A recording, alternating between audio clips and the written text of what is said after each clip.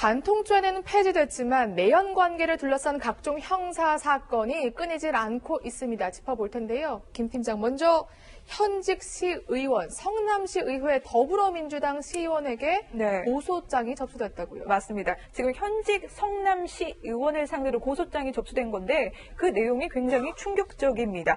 자신을 피해자라고 밝힌 여성은 이 시의원과 2017년 7월 내연 관계였다고 합니다. 그랬던 그 의원이 자신을 차에 태우고 성남 근교에 있는 한 야산으로 이동한 뒤 차 안에서 감금과 폭행을 했다고 주장하고 있는 겁니다. 이 피해를 주장한 여성은 현재 현직의 이 성남시 의원을 고소한 상태입니다. 네. 왜 그런데 감금과 폭행, 이유 없이 때리진 않았을 것 같은데요. 네, 이 피해를 주장하는 여성의 그 고소장을 보면은요.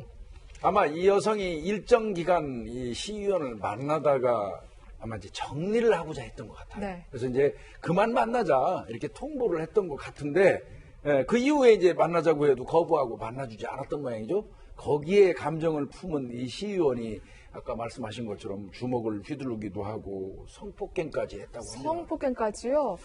근데 괴롭힘을 당한 기간이 굉장히 오래됐다 그렇습니다. 또 이렇게 주장하고 있다면서요. 예, 그렇습니다. 지난 한 3년 동안 그 이 시의원한테 폭행을 당했다.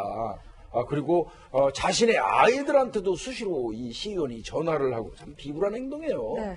메시지도 보내면서 협박을 했다고 주장하고 있고요. 그러다 보니까 이 여성 같은 경우는 우울증까지 지금 와서 병원에서 치료를 받았다는 거예요. 뭐 몇 가지 그 문자 이렇게 보면은요. 네. 밖에 나오기만 하면 차로 뭐 어떻게 저거 죽이겠다는 얘기 아니에요? 그 다음에 뭐 사이코 짓을 내가 또 해줄게 그런 얘기 하거든요. 또라는 얘기는 여기서 어떤 의미입니까? 그전에도 그런 짓 했다는 거예요. 네. 이런 얘기 등등을 보면 상당히 무섭고 아주 이거 집착적이죠. 네. 저런 기록을 다 경찰에 제출했을 것으로 지금 보이는데 그렇다면 해당 시의원의 입장은 어떤가요?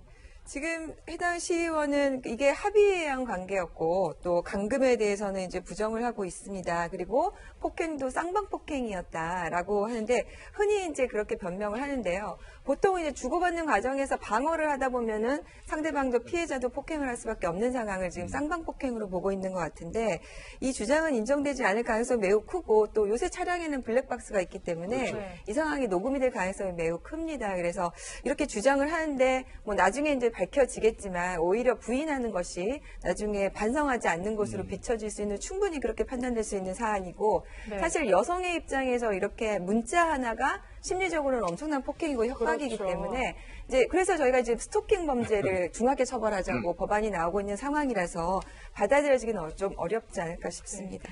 결국 시의원이 부인하는 만큼 경찰 수사를 통해 밝혀져야 될 것 같네요. 네, 그래서 아직까지는 뭐 정확한 사실관계를 이제 확인을 해봐야 되는데 만약 이 범죄가 전부 다 인정이 되면 일단 성폭행에 대해서는 강간죄가 적용이 될 수 있고 그리고 폭행, 뭐 감금, 협박 이 모든 것이 경합범으로 이제 얽히게 되면 나중에 최종적으로 봤을 때 만약 피해자가 합의를 하지 않는 경우에는 실형이 선고될 가능성도 있습니다. 네.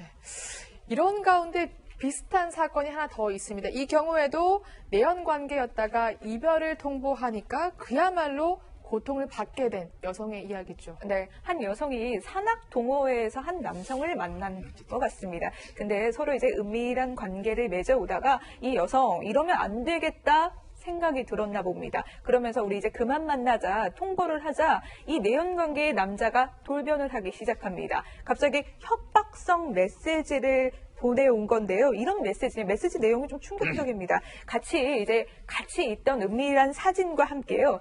너희 남편을 찾아가겠다. 그리고 이걸 우리의 산악 동호회 커뮤니티에 올리겠다. 이런 식으로 협박을 한 겁니다. 아니 이런 협박을 받았으니 당연히 불안했겠죠. 근데 급기야 며칠 뒤 집 앞으로 찾아와서 이거 나 남편 만날 거다. 남편한테 이 메시지 보낼 거라 끊임없이 협박을 해왔다고 합니다. 아니 집까지 지금 찾아간 거예요?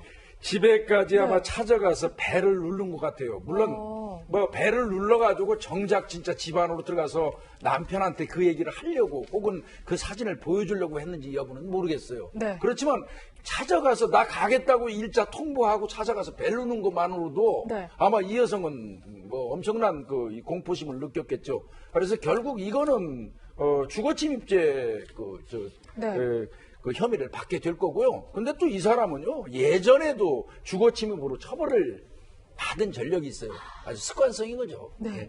결국 경찰 수사를 받게 되고요. 법정에 섰습니다. 처벌을 어떻게 받았습니까, 이 남성이요? 네. 이 사건에서는 징역 6월에 집행유예가 선고됐다는데 사실 좀 네. 이해가 안 되는 게 네. 지금 의원님도 말씀하셨지만 그전에도 과거 주거침입 전력이 있는데 어떻게 집행유예가 나는지 모르겠는데요. 그러니까 당시에 이제 판결은 잘못을 뉘우치고 있고 그다음 여러 가지 뭐 범행 동기나 이런 점을 봤을 때 참작할 만한 뭐 상황이다라고 이렇게 덧붙였는데 이 부분은 사실 좀 인식이 변화될 필요가 좀 있을 것 같습니다. 네.